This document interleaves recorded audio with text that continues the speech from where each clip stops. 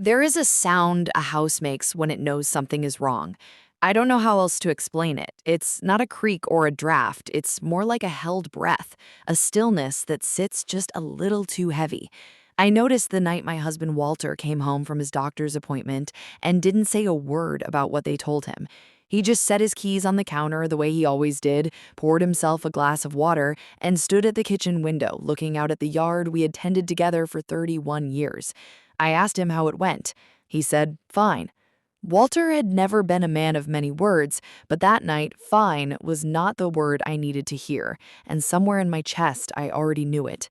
We build everything ourselves. That's not me being poetic, I mean that literally.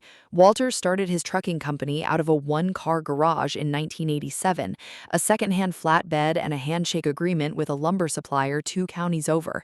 I kept the books on a yellow legal pad for the first 3 years. Our son Denton was in middle school, we had 14 trucks. By the time he graduated high school, we had 41. We weren't flashy people. We lived in the same house we bought when we first got married, drove sensible cars, sent Denton to a good school, and paid cash for it. What we had, we earned. I say that because it matters to what comes next. 3 weeks after that quiet night at the kitchen window, Walter sat me down at the dining room table, the same table where we had signed our mortgage papers, celebrated every birthday, argued about every major decision for 3 decades. And he told me the truth. Stage 4, pancreatic. The doctor had given him a timeline, and Walter had spent 3 weeks turning it over in his mind before he was willing to say it out loud to me. I didn't cry right away. I held his hand and I listened. That's what we did. We listened to each other, even when the news was the kind that rearranges everything inside you. But then he said something that surprised me. He said, I need you to do something, and I need you to do it before the end of the month, before anyone else finds out. I looked at him. I need you to take your name off the joint accounts, he said, and open 2 new ones, just yours. Transfer everything into them. I didn't understand. I told him so. He was quiet for a moment. Then he said, Denton's wife has been calling the company's attorney, asking questions she has no business asking. Her name was Suki. Denton had married her 6 years earlier in a ceremony we paid for, at a venue she chose with a guest list she controlled. I had tried for 6 years. I really tried. What kind of questions? I asked. Walter looked at me with the kind of tired that doesn't come from one bad night. She already knows I'm sick, he said. Someone told her, and she's trying to understand what happens to the company when I go. I sat with that for a long time. She's not entitled to anything, I said finally. No, Walter said, but she'll try anyway, and Denton will let her. That was the hardest part. Not what Suki might do. We both knew who Suki was. The hard part was Walter saying out loud what we had both been unwilling to say for years, that our son had become a man who let his wife lead him places he never would have gone on his own. I opened the accounts the following Tuesday. I transferred everything by Thursday. Walter watched me do it, sitting at the kitchen table with his reading glasses on, checking each confirmation number against a list he had written out by hand. When it was done, he folded the paper, put it in an envelope, and wrote my name on the front. Don't open it until you need to, he said. I put it in the back of my winter coat pocket, where I kept things I needed to remember but didn't want to look at. Walter died on a Sunday morning in March, 59 days after he told me he was sick. He went quietly, the way he lived. I was holding his hand. The room smelled like the lavender soap I had brought from home because he hated the smell of hospitals. He was 64 years old. I drove home by myself because I had asked everyone to leave me alone that morning. I sat in the driveway for a long time before I went inside. The house was just a house then, full of 31 years of life, and completely, utterly. I didn't sleep that night. I sat in his chair by the window and watched the sun go down and come back up. Denton called the next morning. He said he was sorry. He said he loved me. He said he'd be over on Wednesday to go through some things together. I said, okay. I didn't think much of it at first. Going through things, that was normal. There was a lot to sort out. I told myself I was reading into the phrasing. Wednesday came. Denton arrived at 11. Suki was with him, which I expected, but there was a third person. A man I didn't recognize, carrying a leather folio, wearing a suit that was slightly too expensive for a house call. I stood at the door and I looked at my son. He wouldn't quite meet my eyes. "Mom," he said, "this is Mr. Ferris. He's in a—" I stepped back and let them in, because what else do you do? Your son shows up at the door 2 days after his father's funeral, and you let him in. You make coffee. You sit across the table from the man you raised, and you try to find him somewhere in that face. Mr. Ferris put his folio on my dining room table and opened it like he owned the room. He said he was there on behalf of certain interested parties regarding the estate of Walter. I held up my hand. "My husband has been gone for 48 hours, I said. He paused. "I understand this is a difficult time." "Do you?" I said, "because I haven't even picked out the flowers for his service yet." Suki reached across the table and touched Denton's arm in that particular way she had, the way that was a signal and a command at the same time. Denton straightened. "Mom, we just need to understand what's happening with the company, what the transition plan looks like. Dad would have wanted everything to be clear." I looked at my son for a long moment. "Your father had a plan," I said. "You'll hear about it when the time is appropriate." "We'd like to hear about it now," Suki said. I stood up. "I'd like you all to leave," I said. "You brought a lawyer to my house," I said, 2 days after your father died, without calling me, without asking." I kept my voice steady. I had learned a long time ago that the steadier your voice, the more it lands. "Get out of my house," I said, "all of you."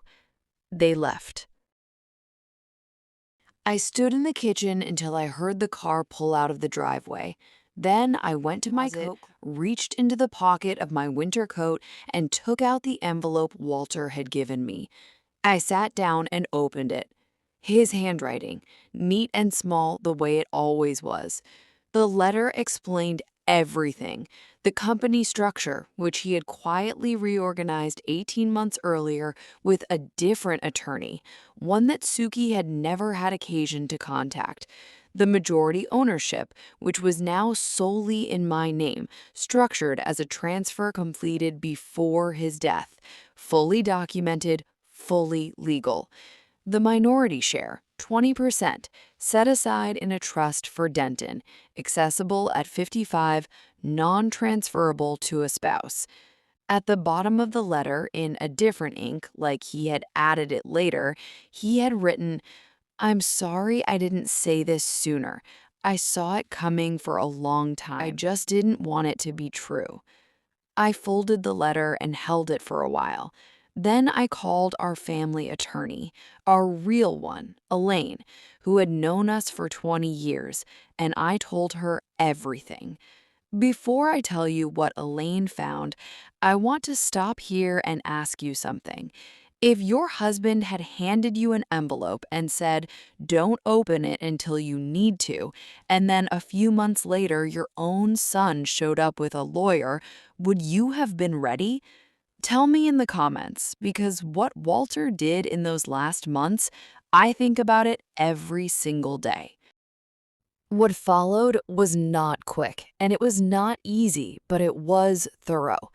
Mr. Ferris, it turned out, had been retained by Suki directly, not by Denton, not jointly, by Suki alone, using a credit card in her name. He'd been retained 6 weeks before Walter died. 6 weeks, which meant she had known or suspected enough to prepare. When Elaine uncovered this through the billing records, which Mr. Ferris had not been careful about, it opened a different kind of question. How had Suki known about Walter's diagnosis before the family had been told? The answer came from an unexpected place. There was a woman who had worked as an administrative assistant at Walter's doctor's office for 11 years. Her name, and this is the part that still makes me close my eyes when I think about it, was a woman Denton had dated briefly in college, years before he met Suki. A connection so old and so thin that nobody thought to look for it. Suki had found her, had maintained a relationship with her quietly over the years, and when Walter's diagnosis through, that woman made a phone call she should never have made. She lost her job. She faced a licensing board review. She is no longer working in healthcare. Suki was served with papers related to the unauthorized disclosure of protected medical information. There were civil proceedings. There was eventually a settlement that I am not permitted to discuss in specific terms, but which I will say was significant enough that Suki could not simply walk away from it. And Denton, my son, he sat across from me in Elaine's office on a Tuesday afternoon in May, 7 weeks after his father's funeral. And for the first time since all of this began, Suki was not in the room. She had her own attorney by then. Their interests, Elaine had made clear, were no longer the same. He hadn't slept in a long time. He looked, honestly, like his father, the tired version, the version Walter got when something was weighing on him that he hadn't yet found the words for. I didn't speak first. I waited. He said, I didn't know about the doctor's office. I believed him. That was the hard part. I believed him. But you knew she had hired Ferris, I said. He didn't answer, which was its own answer. You let her, I said. You knew what she was doing, and you let her bring that man to my house 2 days after your father died, and you sat there and you let her speak. He put his face in his hands. I had rehearsed this moment. I had imagined saying hard things, true things, the kind you think of at 3 in the morning when the grief and the anger take turns with you, and neither one lets you rest. But sitting there looking at my son, I found I didn't want to give that speech. What I felt more than the anger was grief, a different kind, layered on top of the first. The grief of watching someone you love become less than who they were. Your father loved you, I said. He left you a share of everything he built. He made sure you were taken care of. And you sat in that room. Denton didn't say anything for a long time. Then he said, I know. The company is still mine. I run it now with a management team Walter had helped me choose in those last months. He had been thinking ahead even then, making me alone in it. We have 63 trucks now. I go into the office 3 days a week. I know every driver's name. Denton and Suki divorced 8 months after Walter's death. He called me the night it was finalized. We talked for a long time. We are not all the way back to where we were. I don't know if we ever will be entirely. But we talk now, honestly. And that is more than I had hoped for in those dark weeks when I sat in Walter's chair and watched the sun come up. I still wear my winter coat. The pocket is empty now, but I keep the coat. There is something learned from all of this that I didn't expect to learn. The people who love you, really love you, they prepare for you, even when they're tired. even when they're scared. Even when preparing means sitting at a kitchen table with reading glasses on, checking account numbers on a handwritten list, making sure that when they're gone, you'll be standing on solid ground. Walter knew what was coming. He couldn't stop it, but he could make sure that everything he had built, everything we had built together, landed somewhere safe. It landed here, with me, and I intend to take care of it. If this story moved you, any part of it felt familiar, please like this video. Subscribe to this channel. Every day we share real stories of quiet strength and the truth finally coming to light. You are not alone in what you have been through. I will see you in the next story.